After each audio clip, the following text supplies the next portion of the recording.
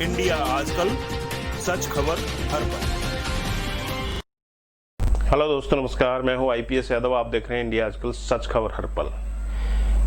क्या भारत और चीन के बीच में टकराव होने वाला है? खबरों के मुताबिक पूर्वी लद्दाख में वास्तविक नियंत्रण रेखा पर दोनों तरफ से सैनिकों का जमावड़ा बहुत तेजी से बढ़ रहा है। सत्याग्रह वेबसाइट के अनुसार लद्दाख में भारत और चीन की सेना एक बड़े टकराव की तरफ बढ़ती दिख रही है। खबरों के मुताबिक इस केंद्र शासित प्रदेश के पूर्वी हिस्से में वास्तविक नियंत्रण रेखा पर दोनों तरफ से सैनिकों का जमावड़ा बढ़ रहा है और यह माना जा रहा है कि 217 में सिक्किम के डोकलाम संकट के बाद में यह भारत और चीन का सबसे बड़ा सैन्य टकराव साबित हो सकता है। डोकलाम में दोनों पक्ष 73 दिन तक एक दूसरे के सामने डटे रहे थे।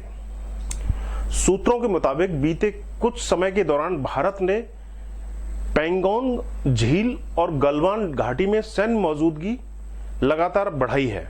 भारत ने ऐसा तब किया जब चीन ने यहां अपने सैनिक बढ़ाने के साथ उनके लिए बने अस्थायी ढांचों को भी पक्का करना शुरू किया, यानी उन्होंने पक्के बंकर बनाना शुरू किया। इसके लिए भारी मशीनरी का इस्तेमाल किया गया। हालांकि एनडीटीवी के मुताबिक एक शीर्ष सैन्य जनरल का कहना है कि इस इलाके में भारतीय सेना दुश्मन के मुकाबले कहीं ज्यादा मजबूत है और बताया जा रहा है कि फिलहाल भारतीय सैनिक यहां पर आक्रामक रूप से गश्त कर रहे हैं। 5 मई को पूर्वी लद्दाख में करीब 250 भारतीय और चीनी सैनिक आपस में भिड़ गए थे और यह हिंसक टकराव अगले दिन भी जारी रहा।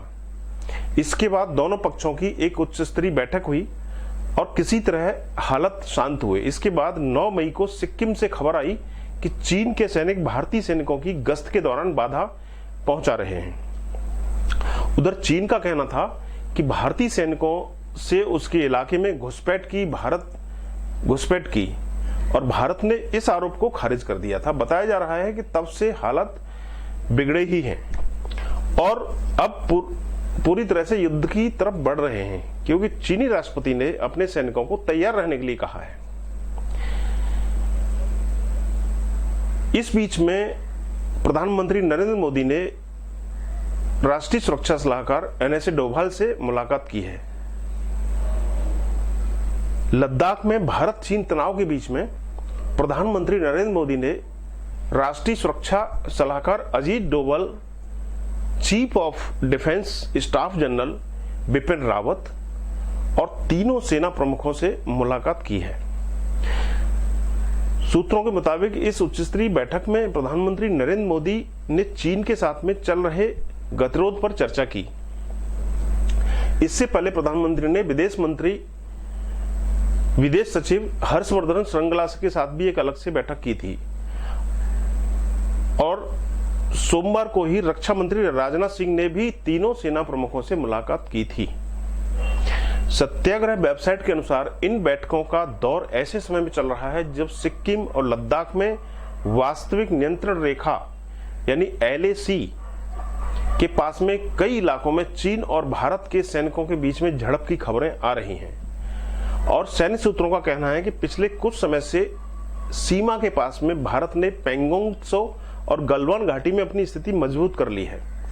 इन दोनों वास्तविक विवादित क्षेत्रों में चीनी सेना ने अपने 2 से 2,500 सैनिकों की तैनाती कर दी है और वह धीरे धीरे अस्थायी निर्माण को मजबूती दे रहा है। एनडीटीवी के मुताबिक सैटेलाइट तस्वीरों से पता चलता है कि चीन लद्दाख के पास एक एयरबेस का विस्तार कर रहा है और तस्वीरों से यह भी खुलासा होता है कि चीन ने वहां पर लड़ाकू विमान भी तैनात कर लिए हैं। भारत और चीन के बीच में तल्ख हो रहे रिश्ते, सीमाओं पर बढ़ाई सेना, उत्तराखंड और हिमाचल प्रदेश के सीमावर्ती इलाकों में भी कड़ी सैन्य निगरानी चल रही है। भारत चीन के बीच में एक बार फिर तनातनी की खबरें आने लगी हैं और चीन की हरकतें पूरी तरह से संदिग्ध दिखाई दे रही हैं। अचानक चीन ने लद्दाख में भारी संख्या में अपने सैनिकों की तैनाती शुरू कर दी है। इसके जवाब में भारत ने भी लद्दाख के अलावा उत्तराखंड और हिमाचल प्रदेश के चीन से लगे हुए सीमावर्ती इलाकों में निगरानी बढ़ा दी है। भारत मुख्य रूप से उन स्थानों पर अपनी सैन्य शक्ति को बढ़ा रहा है जहां पर विगत वर्ष चीन ने किसी न किसी रूप में अपनी उपस्थिति दर्ज की थी। प्राप्त जानकारी के अनुसार चीन की ओर से दौलत बेग ओल्डी और 114 ब्रिगेड के तहत निकटवर्ती इलाकों में 5000 सैनिकों की तैनाती की गई है। वहीं चीनी सैनिकों को किसी भी तरह से आगे बढ़ने से रोकने के लिए भारतीय सेना ने वायुसेना की मदद से सैनिकों को अग्रिम इलाकों में तैनात किया है। और सूत्रों ने कहा है कि चीनी सैनिक बहुत बड़ी आक्रामक तरीके से काम कर रहे हैं। वे पेंगोंग झील और फिंगर क्षेत्र में भारी वाहनों के साथ साथ में निर्माण के उपकरण भी ले आए हैं। गालवान क्षेत्र में भारत अपनी सीमा के गश्ती इलाकों को जोड़ने के लिए सड़क पर निर्माण कर रहा है, लेकिन चीन ने गालवान को अपना क्षेत्र कहा है। चीन ने कहा है कि गालवान क्षेत्र से भारत को दूर रहना चाहिए क्योंकि यह उसका क्षेत्र है। शुक्रवार को चीन ने निर्माण को लेकर के आपत्ति जताई थी, जिसके बाद में चीन ने इस इलाके में 800-900 सैनिकों की बटालियन तैनात कर दी, जिन्होंने वहां पर रहने के लिए लगभग 90 टेंट लगाए हैं।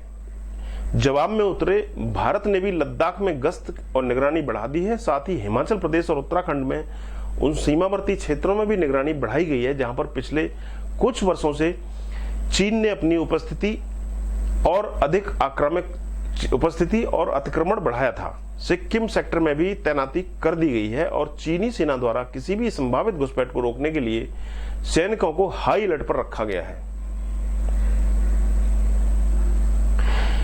चीन भारतीय सीमा के करीब गालवान क्षेत्र तक अपने सैनिकों को लाने ले जाने और सामानों की सप्लाई के लिए कई सड़क बना चुका है और इसी को देखते हुए भारतीय क्षेत्र में सीमा सड़क संगठन ने सड़क बनाने के काम में तेजी ला दी है, जिस पर चीन ने आपत्ति जताई है और इसको लेकर के दौलत बेग ओल्डी सेक्टर 81 ब्रिगेड के अधिकारियों और उनके चीनी समकक्षों के बीच में बैठकें भी हो रही हैं।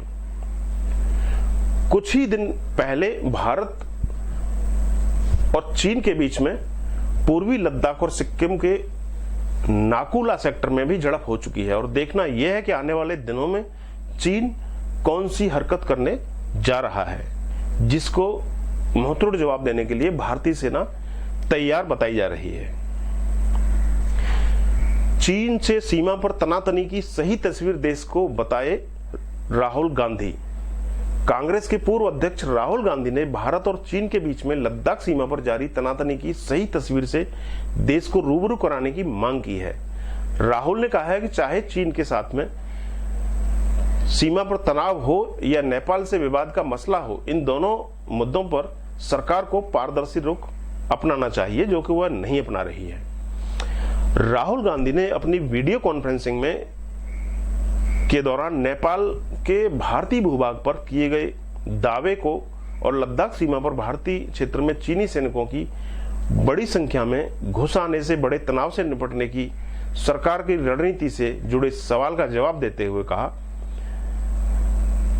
कि सरकार को स्थिति स्पष्ट करनी चाहिए। हालांकि उन्होंने यह भी कहा कि जहां तक चीन के साथ मुद्दे का सवाल है तो इसमें क्या और कैसे हुआ इसका ब्यौरा हमें नहीं मालूम और मेरा मानना है कि इस घटना का पूरा विस्तृत ब्यौरा सरकार को पारदर्शी तरीके से देश को बताना चाहिए, क्योंकि हालात के बारे में स्पष्टता किसी को नहीं है और सरकार का बयान आने के बाद वे इस मामले पर अपनी बात रख सकते हैं। तो फिलहाल वे इस मुद्दे पर कुछ ज्यादा नहीं कहना चाहते हैं। राहुल ने यह भी कहा कि लद्दाख सीमा पर मौजूदा स्थिति क्यों और कैसा पैदा हुई, इसकी साफ तस्वीर देश को बताई जानी चाहिए और इसको लेकर के पारदर्शी होना चाहिए कि सरकार की पारदर्शिता उन्हें दिखाई नहीं दे रही है। भारत और चीन के सैनिकों के आमने सामने होने की हालत की ओर इशारा करते हुए पूर्व कांग्रेस अध्यक्ष ने कहा कि यह विषय अभी लाइव है, इसलिए वे कुछ ज्यादा नहीं कहना चाहते हैं और इसे वे सरकार के विवेक पर छोड़ना मुनासिब मानते हैं, मगर यह जरूर कहेंगे कि सीमा पर क्या हो रहा है इसकी जानकारी होनी चाहिए, क्योंकि देश को इस बारे में कुछ भी मालूम नहीं है। एक तो कोरोना संकट से लोग वैसे ही परेशान हैं, लेकिन सीमा पर तनाव से लोगों में और ज्यादा चिंता हो गई है। तो दोस्तों, इस विषय में अगर आपको कुछ कहना हो तो मेरी ईमेल आईडी है ipsyadav@gmail.com, आप उस पर कह सकते हैं, या व्हाट्सएप नंबर है 9324519916, उस पर कह सकते हैं, या इसी वीडियो के नीचे कमेंट बॉक्स में जाकर के आप कमेंट कर सकते हैं।